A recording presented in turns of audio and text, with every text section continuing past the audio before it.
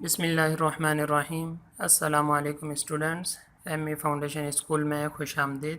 آج ہم 6 کلاس کی اسلامیات کا اسائنمنٹ نمبر 10 ڈسکس کریں گے۔ اس میں آپ کو 6 دن کا کام دیا گیا ہے۔ پہلے دن دیکھیں، سبق نماز جنازہ کی ریڈنگ کریں۔ نمبر 2، دوسرے دن کا کام مندرجہ ذیل سوالات کے مختصر جوابات تحریر کریں۔ سوال نمبر 1، نماز جنازہ کا حکم بیان کریں۔ سوال نمبر 2، نماز جنازہ سے مرنے والے کو کیا فائدہ ہوتا ہے۔ تیسرے دن کا کام سوال نمبر 3، نماز جنازہ کی فضیلت حدیث کی روشنی میں بیان کریں۔ سوال نمبر 4، میت کی قضا نمازوں کا فدیہ کیا ہے۔ چوتھے دن کا کام مندرجہ ذیل سوالات کے بیانیہ جوابات تحریر کریں۔ سوال نمبر 1، نماز جنازہ کا طریقہ بیان کریں۔ نمبر 5، پانچویں دن کا کام دیکھیں۔ سوال نمبر 2، اسلامی معاشرے میں نماز جنازہ کی اہمیت بیان کریں۔ چھٹے دن کا کام دیکھیں، خالی جگہ پر کریں۔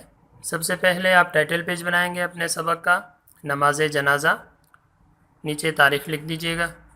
پہلے دن کا کام دیکھیں، سبق نماز جنازہ کی ریڈنگ کریں۔ اس کے لیے آپ کتاب کے صفحہ نمبر 46 پہ آئیں گے۔ 46 سے لے کے 49 نمبر صفحہ تک آپ لوگوں نے ریڈنگ کرنی ہے۔ ریڈنگ کرتے وقت آپ نے ان چیزوں کا خیال رکھنا ہے۔ نماز جنازہ کسے کہتے ہیں، نماز جنازہ کا طریقہ کیا ہے، نماز جنازہ کی دعائیں کیا ہیں، نماز جنازہ کی فضیلت اور اسلامی معاشرے میں نماز جنازہ کی اہمیت کیا ہے۔ تو سب سے پہلے نماز جنازہ کسے کہتے ہیں؟ جب کسی مسلمان کا انتقال ہو جاتا ہے تو اللہ تعالیٰ نے اس کو یہ شرف بخشا کہ اس کو بڑے ادب و احترام کے ساتھ مسلمان غسل دیتے ہیں اور اس کو ایک صاف ستھرا لباس پہنایا جاتا ہے جسے ہم کفن کہتے ہیں۔ اس کے بعد تمام مسلمان یا جتنے بھی مسلمان ہوں اس میت کو سامنے رکھ کے باجماعت نماز ادا کی جاتی ہے۔ اس نماز کو نماز جنازہ کہتے ہیں۔ اس کا طریقہ یہ ہوتا ہے کہ یہ بھی جماعت کی صورت میں پڑھی جاتی ہے۔ مسلمان صفیں باندھ کر امام کے پیچھے قبلہ رو کھڑے ہو جاتے ہیں۔ امام کے بالکل سامنے میت کو رکھا جاتا ہے اور اس کے بعد پھر 4 تکبیریں کھڑے کھڑے کہی جاتی ہیں، کیونکہ اس نماز میں سجدہ رکوع وغیرہ نہیں ہوتا، صرف تکبیرات کہی جاتی ہیں۔ تو امام سب سے پہلے اللہ اکبر تکبیر کہے گا اور ہاتھ باندھ لے گا، سارے مقتدی بھی اسی طرح ہاتھ باندھ لیتے ہیں اور ثنا پڑھتے ہیں، سبحانک اللہم و بحمدک و تبارک اسمک و تعالی جدک ولا الہ غیرک۔ اور اس کے بعد پھر امام دوسری تکبیر کہے گا تو سارے مقتدی دوسری تکبیر کہیں گے۔ دوسری تکبیر کے بعد درود ابراہیمی پڑھا جاتا ہے جو کہ آپ لوگوں کو یاد بھی ہے۔ اس کے بعد امام تیسری تکبیر کہے گا، اس کے ساتھ لوگ بھی تیسری تکبیر کہیں گے۔ تیسری تکبیر کے بعد نماز جنازہ کی دعا پڑھی جاتی ہے۔ اگر نماز جنازہ بالغ عورت یا مرد کی ہے تو اس صورت میں آپ کے جو کتاب میں دعا لکھی ہوئی ہے یہ پڑھی جاتی ہے، اللہم اغفر لحینا و میتنا و شاہدنا و غائبنا و صغیرنا و کبیرنا و ذکرنا و انسانا، اللہم من احییتہ منا فاحیہ علی الاسلام ومن توفیتہ منا فتوفہ علی الایمان۔ اور اگر نابالغ بچہ ہے یا بچی ہے تو اس کے لیے الگ سے دعا پڑھی جاتی ہے۔ اور اس کے بعد امام چوتھی تکبیر کہتا ہے اور چوتھی تکبیر کے بعد دونوں طرف سلام پھیر دیا جاتا ہے، السلام علیکم ورحمۃ اللہ، السلام علیکم ورحمۃ اللہ۔ تو اس طریقے سے یہ نماز جنازہ ادا کی جاتی ہے۔ اس کے بعد نماز جنازہ کی فضیلت دیکھیں۔ آپ صلی اللہ علیہ وسلم نے ارشاد فرمایا، جس میت پر مسلمانوں کی ایسی جماعت نماز پڑھے جس کی تعداد 100 تک پہنچ جائے اور وہ سب اللہ تعالیٰ کے حضور میں اس میت کی سفارش یعنی مغفرت و رحمت کی دعا کریں تو ان کی یہ سفارش اور دعا ضرور قبول کی جاتی۔ پھر اللہ تعالیٰ نے محض اپنے فضل و کرم سے تعداد میں تخفیف فرما دی اور صرف 40 مسلمانوں کے نماز پڑھنے پر بھی یہی بشارت سنا دی۔ پھر اللہ تعالیٰ نے مزید فضل و احسان فرمایا کہ یہ تعداد بھی ختم کر کے صرف 3 صفوں کے نماز پڑھنے پر یہی بشارت اپنے نبی کریم صلی اللہ علیہ وسلم کی زبانی سنا دی، خواہ تعداد نماز جنازہ پڑھنے والوں کی 40 سے بھی کم کیوں نہ ہو۔ اور سب سے آخر میں اسلامی معاشرے میں نماز جنازہ کی اہمیت، جب مسلمان دوسرے مسلمان کی میت کو دیکھتا ہے تو اس کو نماز جنازہ پڑھ کر اپنے دل میں یہ تصور آتا ہے کہ ایک نہ ایک دن اسے بھی اس دنیا سے جانا ہے۔ اس طرح اسے عبرت و نصیحت کا موقع مل جاتا ہے جس کے نتیجے میں وہ اس فانی دنیا میں آخرت کی تیاری کرنے لگ جاتا ہے۔ نماز جنازہ ہمیں اس کا بھی درس دیتا ہے کہ ہمیں ایک دوسرے کے دکھ میں شریک ہونا چاہیے۔ नमाज जनाजा में एक दूसरे के साथ हमदर्दी और गमगुसारी का इजहार किया जाता है। तो ये सारे वो फ़वाइद हैं जो नमाज जनाजा की अहमियत से ताल्लुक़ रखते हैं कि मुसलमान एक मुनज़्ज़म तरीके से इकट्ठे होकर नमाज जनाजा अदा करते हैं, एक इमाम की पैरवी में नमाज जनाजा बाजमात अदा करते हैं।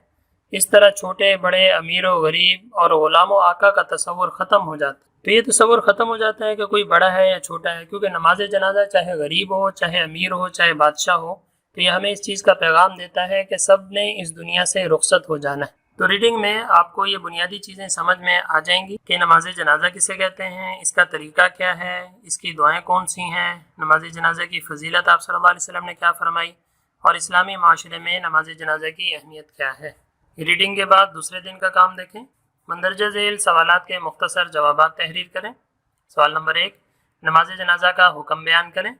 जवाब, नमाज जनाजा फ़र्ज़ किफ़ाया है, यानी अगर इसे कुछ मुसलमान पढ़ लें तो सब की तरफ से ये फ़र्ज़ पूरा हो जाता है, लेकिन अगर कोई भी ना पढ़े तो सब लोग गुनाहगार होते हैं। एक चीज़ होती है फ़र्ज़ ऐन। फ़र्ज़ ऐन का मतलब होता है कि वो हर बंदे पे फ़र्ज़ है, जिस तरह के आम नमाज है तो नमाज हर आदमी पे फ़र्ज़ है। लेकिन फ़र्ज़ किफ़ाया का मतलब ये होता है कि तमाम लोगों पे फ़र्ज़ इस तौर पे है कि अगर कुछ लोग पढ़ लें तो बाकी के ज़िम्मे से भी वो फ़र्ज़ साक़ित हो जाता है। तो नमाज जनाजा फ़र्ज़ किफ़ाया कि अगर कुछ मुसलमान इसको पढ़ लें तो तमाम लोग बरी ज़िम्मा हो जाएंगे। सवाल नंबर 2, नमाज जनाजा से मरने वाले को क्या फ़ायदा होता है। जवाब, नमाज जनाजा खुद ईसाले सवाब है, इसका फ़ायदा मरने वाले को पहुँचता है। तीसरे दिन का काम देखें। सवाल नंबर 3, नमाज जनाजा की फ़जीलत हदीस की रोशनी में बयान करें।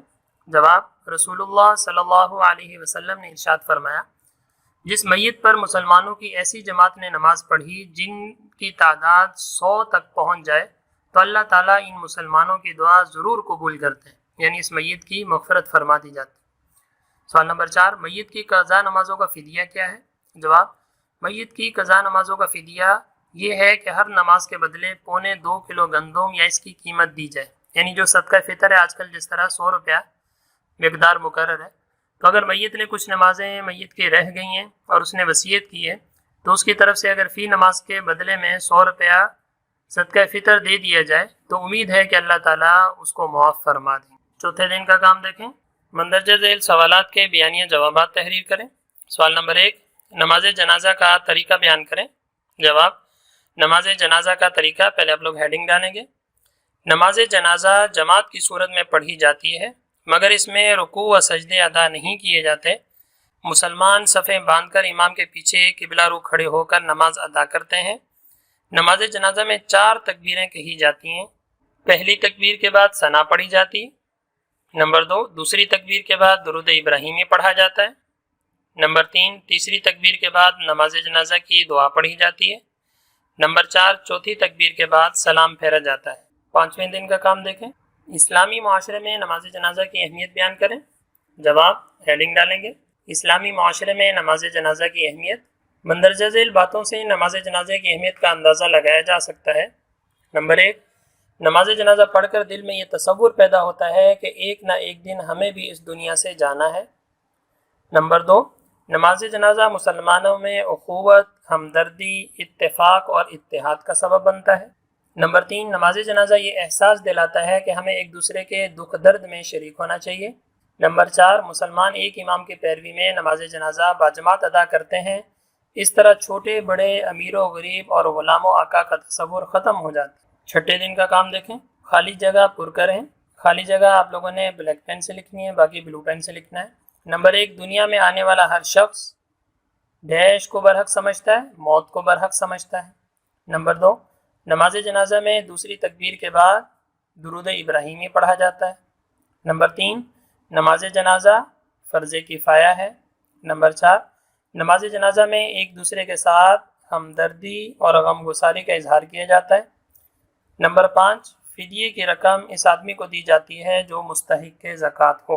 ये चूँकि आपका सेकेंड टर्म शुरू हुआ है, इस वजह से आप लोगों ने दोबारा शुरू में इंडेक्स नया बनाना है, उसी तरह जिस तरह कि आपने फर्स्ट टर्म में बनाया था, और इसमें पहला चैप्टर नमाज जनाजा आप लोगों ने लिख देना है। उम्मीद है कि आप लोगों को सबक अच्छी तरह समझ में आ गया होगा। इसी तरीके से आप लोगों ने काम मुकम्मल कर दिया।